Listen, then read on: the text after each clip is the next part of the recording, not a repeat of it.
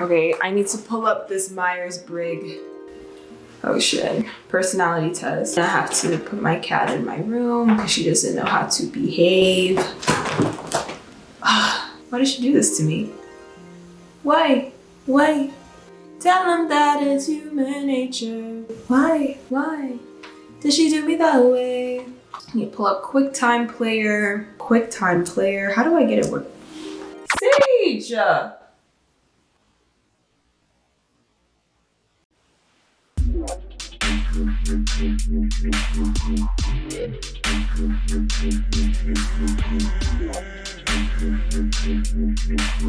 Hey dweebs, welcome to the real world. I'm Tyra Verified, and if you're watching, you're verified by association. I'm going to take this test while being as unbiased as I can be. I'm going to talk about why I'm picking the answer that I'm picking. Maybe this will help you all get to know me a little bit better, because I know I sit on this screen every single week, but then you're probably like, who is this strange black girl? My name is Tyra Verified, and yes, that's my government name. I'll probably expose my actual name later on in the future, but it has to be worth it. Okay, let's start. You regularly make new friends. The thing is, what is a friend? What is a friend? Regularly? Not really. Like, I realize like I only have 4 or 5 friends, seriously. The rest of everybody is an acquaintance. So, but then I regularly open myself and I like to meet new people, but I think that's different than making new friends. So I'm going to put a strong disagree. I promise I'm a very kind and sweet person, but the rest of the world isn't. You spend a lot of your free time exploring various random topics that pique your interest. Yes, I do. That's something I do. Seeing other people cry can easily make you feel like you want to cry too. Yes. Oh my God, I'm such a baby. You often make a backup plan for a backup plan. High key, but it's not that serious. We gotta be unbiased here. Do I usually have a backup plan for a backup plan? I feel like I don't have plans, it just kind of works out. I don't have plans. They just work out. Oh my God, I have Keitra playing in the background. Don't sue me. So I'm going to put neutral because I don't think that's actually me. Even though some people will be like, yeah, Tyra, like you always got your shit together. That doesn't mean that that was a backup plan. It just kind of happened, you know? You stay calm even under a lot of pressure. Externally, yes. Internally, no, I'm dying. Yeah. Okay, we could just do a slight agree. Just a smidge. At social events, At social events, you rarely try to introduce yourself to new people and mostly talk to the ones you already know.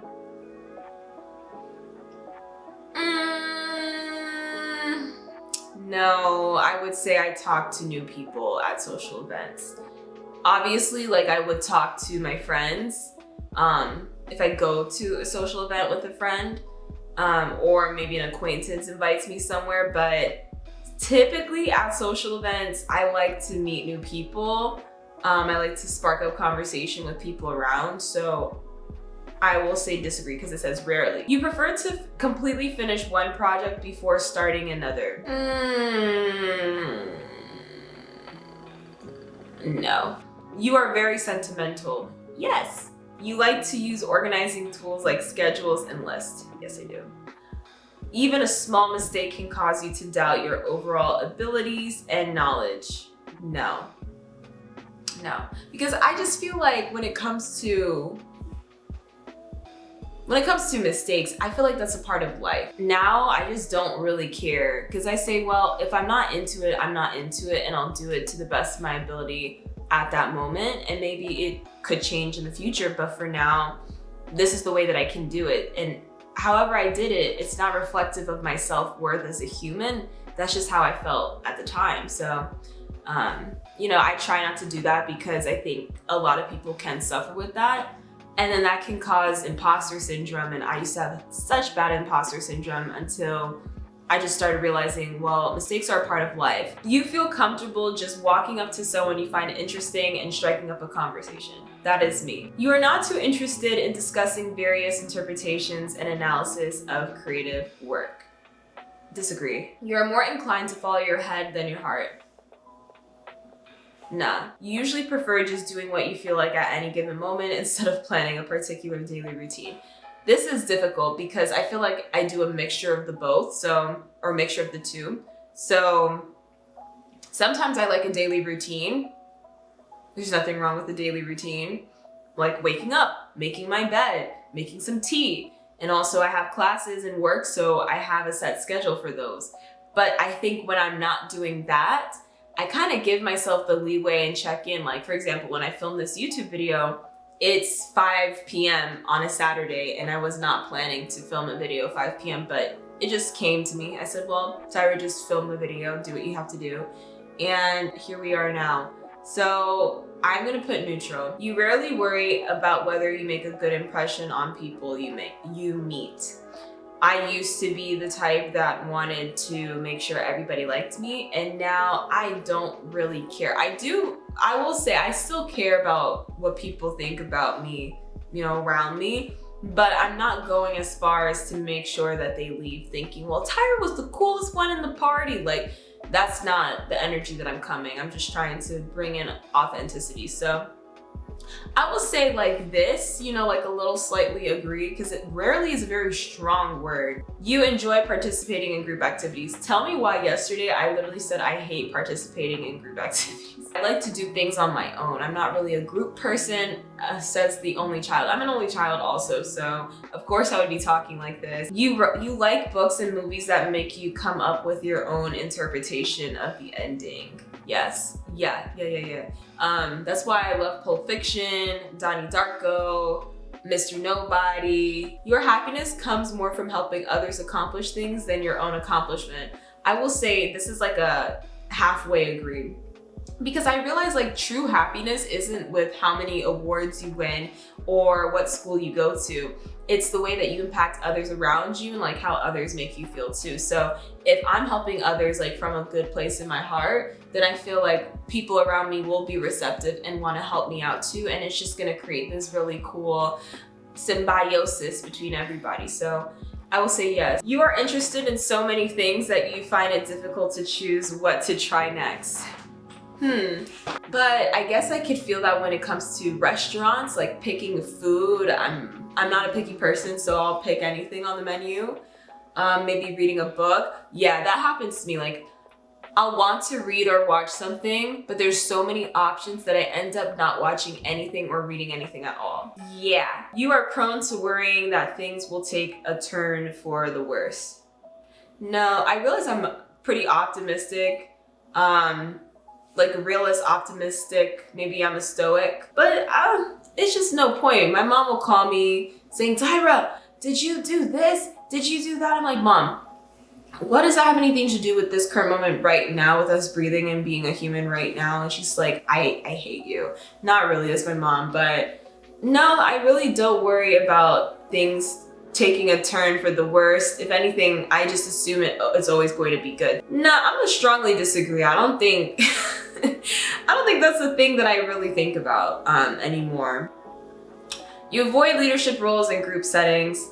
I will say I have leadership skills, so I'm gonna say disagree. You are definitely not an artistic type of person. I'm gonna strongly disagree. You think the world would be a better place if people relied more on rationality and less on their feelings. You see, like, the thing is, you can't say like one or the other. Like, you need a little bit of both. It's so good to be rational. It is so good to be rational. But I think feelings are valid too. I think the heart is just very important when it comes to decision making. You can't really just make decisions with your head. So I'm just gonna put neutral because I don't have an opinion on that. You prefer to do your chores before allowing yourself to relax. High key what I'm doing right now. I strongly agree. Strongly agree. You enjoy watching other people argue. Bitch, this is World War VI. Well, high key. So I'm gonna slightly agree. You tend to avoid drawing attention to yourself. Anyways, like I'll come into a party wearing like the wonkiest outfit and I'm still like, don't look at me. Don't look at me. I wear the outfit to express myself. I think clothes is a form of self-expression, but that doesn't necessarily mean, hi, look at me, pick me. Like, I'm not trying to do that, I believe. I believe for now, maybe when I'm 25, I'll be like, who are you kidding? But I really don't think I'm wearing specific clothes to draw all the attention on me. I think it's just so I feel better in the skin that I'm in. When people are singing happy birthday, oh my God, it was my birthday the other week, like 3 weeks ago. And my friend asked the waiter to bring out cake, and I was so embarrassed because I just hate when people sing happy birthday to me because I don't know what to do. I'm like, and then like people are expecting me to be like, yes, happy birthday to me, cha-cha-cha. And I'm like, no, can you just place the cake here? Like, she came out with sparklers and like clapping, like, happy birthday to you. Yeah, I'm gonna disagree. Your mood can change very quickly. Can my mood change quickly? I'm gonna disagree. Like, just slightly, because it can, but it's not that serious. You lose patience with people who are not as efficient as you. I'm gonna say yeah. You often end up doing things at the last possible moment. Often, no. You've always been fascinated by the question of what, if anything, happens after death. Agree. That's me all the time. I'm always philosophizing. Philosophizing? Is that a word? Here's what I found. Philosophizing. It's that master's degree. Yeah, I always philosophize about life, about what happens after, why we're here, all about the creator, everything. So I'm trying to keep my niche a little bit more open. I'm not trying to be a spirituality YouTuber. You prefer to be around others rather than on your own? Disagree. You become bored or lose interest when the discussion gets highly theoretical. Disagree. That's when I become the most interested. You find it easy to empathize with a person whose experiences are very different than yours. Agree. You usually postpone finalizing decisions for as long as possible. Disagree. You rarely second guess the choices you have made. Yeah, I'm gonna slightly agree. You enjoy going to art museums. I agree. You rarely feel insecure. I would say it depends on what we're talking about. Rarely feel, I think I'm a pretty confident person for now, you know, but like how I was explaining in my channel, like I went through my whole self-love journey, which I think I'm going to make a video about that. But there are things I still feel insecure about. So I wouldn't say rarely, like that's a stretch. Like I feel pretty secure, but at the same time I feel insecure on like, I don't want to say all my insecurities, you know, I'm not a Zendaya out here, but I'm chilling. You avoid making phone calls. Disagree. I like talking to people on the phone. In your social circle, you are often the one who contacts your friends and initiates activities. I think it works pretty equally. You take great care not to make people look bad, even when it's completely their fault. If it's somebody's fault, I'm not participating in, oh no, but protect this person, because who would do that to me? So I don't really care. Like, if, like, you know what I'm saying? Like, if someone does something bad, like, let them like figure that out. Why do I have to jump in and be superwoman? You feel more drawn to places with busy, bustling environments than quiet, intimate ones. I used to think I liked busy places until I went to the grocery store earlier this afternoon, and it was so annoying because nobody knew how to keep order. You know, order in the court.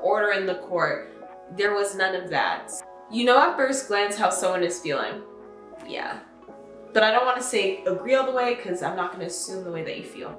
You often feel overwhelmed. Like, yeah, I was overwhelmed, but I never really it never really like took my core and spat it out and stomped on it. It was just kind of like, yeah, I have a lot of shit going on. Virgo teens, you are very intrigued by things labeled as controversial. Agreed. You struggle with deadlines. Not really, I'm pretty good. I do what I need to do. So I'm gonna do disagree because I feel like I do what I need to do. And the results say that I'm the protagonist. ENFJ. Oh my God, I'm an extrovert now. Last time I took this, I was an INFJ. Just look at baby come out of her shell. It's 47 introverted, 53 extroverted. So I'm just the slightest extrovert. Like, it's not really, like, I like being alone, you know what I mean? Ultimately though, protagonists will find that their excitement and unyielding optimism will yield them many satisfying relationships with people who appreciate and share their vision and authenticity. The joy protagonists take in moving things forward means that there is always a sense of purpose behind the friendships, creating bonds that are not easily shaken. Period. Cool. So I learned my personality type. I am a ENFJ. Yeah, they call me the diplomat, which is so funny. When you guys find out what I'm studying in my program, you'll understand why this makes a lot of sense. So without further ado, my voice hurts and I'm going to get some water. So that's my personality type. I feel exposed, man. But I hope that helped you guys understand me a little bit better. It's not a role I'm playing. This is literally how. Sorry, I just got distracted.